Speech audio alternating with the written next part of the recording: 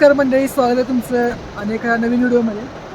तर तुम्हाला मागचा व्हिडिओ बघितला असेल तर आपण तुंगनाथवरून इकडं आलेलो आहे बद्रीनाथला. जवळपास 140 किलोमीटरचा रोड होता. तिथून वर 3 किलोमीटरवर माना गाव आहे.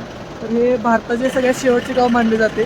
जवळपास समुद्र सपाटीपासून 3200 मीटरवर आहे. तुम्ही मागं बघू शकताय आणि मागं आता सध्या बर्फ पण पडतोय. तुम्हाला जर लोक व्ह्यू दिसत असेल तर ते गावात जाण्यासाठी माना गावासाठी एक प्रवेशद्वार आहे.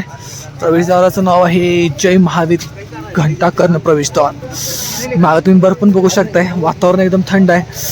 हा हा हा हा हा हा हा डिग्री टेम्परेचर आहे इथं. तर लगेच आमच्या मेंबरमध्ये थंडी वाज आल्या तर खरेदी चालू केली नाही आता इथं. हो हो हो मला बी थंडी वाज आल्या. त्या थंडीचा एक्सपिरियन्स घ्यायला आपण. हो हो हो हो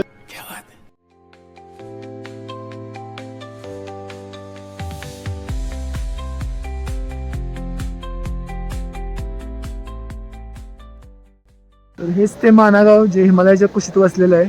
अलकनंदा नदीच्या किनाऱ्यावर भारत आणि तिबेटच्या सीमेपासून अगदी जवळ आहे गाव. मागं तुम्ही बर्फ पण बघू शकताय. व्ह्यू एकदम खतरनाक आहे. थंडी पण वाजली. तर या गावात गोटिया समाजाचे लोक राहतात. पारंपरिक वस्त्र, उबदार आणि हस्तकला बनवतात.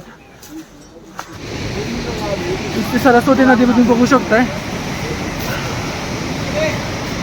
इथं मंदिर आहे. हाच तो भीम पूल. इथं आपलं भीमाने हा दगड ठेवलेला, कारण का द्रौपदीला जायला नदीवरून वाट व्हावी म्हणून हा दगड इथं भीमानं आणलेला. तुम्ही बघू शकता इथं पण लिहिलेला आहे भीम पूल. थंडीला असल्यामुळे मोबाईल पण हातात धरता येईना. असा क्लिअर दिसेल बघा आता इथून. मस्त दगड भीमाने जो आणलेला, द्रौपदीसाठी रस्ता व्हावा म्हणून हा दगड आणलेला आहे भीमाने, असं मानले जाते. ठिकाणी असे मानले जाते की पांडवांनी स्वर्गरोहणासाठी हाच मार्ग वापरला होता. तर तुम्ही बघू शकता स्वर्गरोहण मार्ग. इथं पांडवांचे स्टॅच्यू पण आहेत.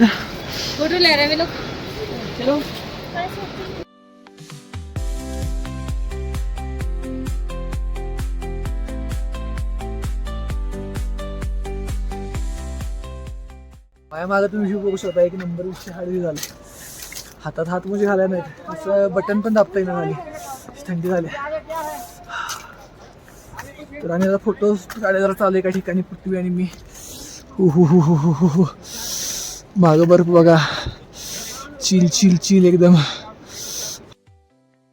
ते सरस्वती मंदिर आहे. बरोबर सरस्वती नदीच्या काठालाच आहे.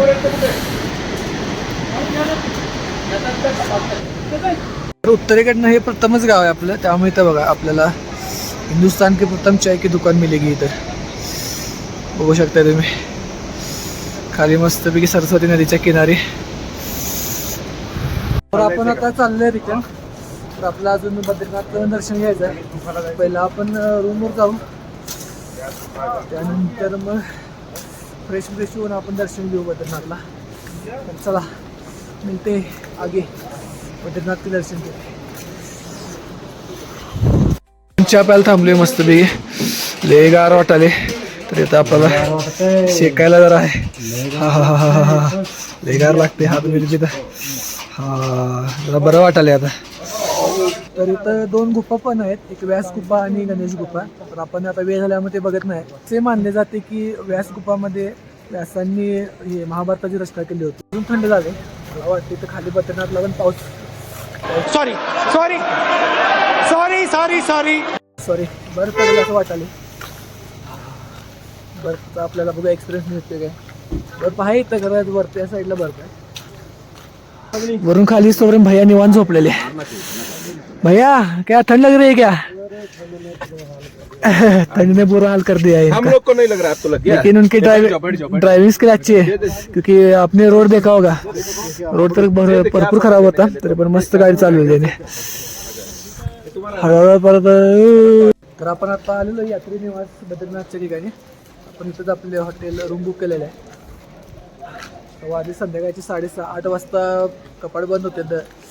तर आपल्याला लवकर दर्शन घ्यायला 9 वाजता गाडी होतं, 8 वाजता आरती होते. आपल्याला लवकर दर्शन घेऊन यावे आपण, कारण की उद्या सकाळी आपल्याला लवकर निघायचं आहे 6 वाजता.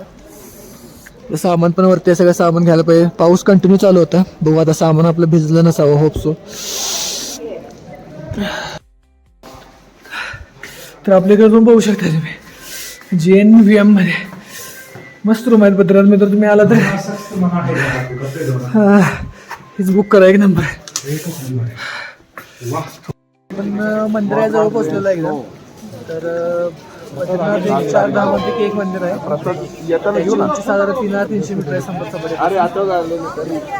तर एक विष्णूचे एक रूप इथं वसलेलं आहे, ते बद्रीनाथ आहे. तुम्ही त्याला आपण दर्शन घेऊ शकतो. जवळ जाणार आहे आपण.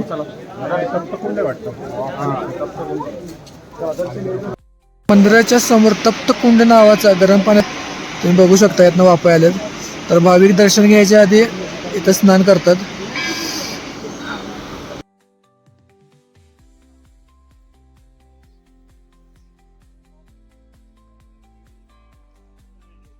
सेम केदारनाथ प्रमाणे हे पण मंदिर हिवाळ्यात बंद असते. तर आता मेनली ऑक्टोबर-नोव्हेंबरमध्ये आपण दर्शन घेऊ शकतो. दर्शन आता झालेलं आहे मस्त. तर आपण आता जाणार आहे, आरती 8:30 ला असते, वेळ होणार. तर आपण जर आता मस्त की 2 फोटो काढू मग जाऊ. प्रसाद त्यांना आपण घेतलाय. तर हा व्हिडिओ आपण आता इथंच एंड करतोय. तर व्हिडिओ आवडला असेल तर चॅनलला सबस्क्राईब करा, शेअर करा आणि व्हिडिओला लाईक करा. जय महाराष्ट्र.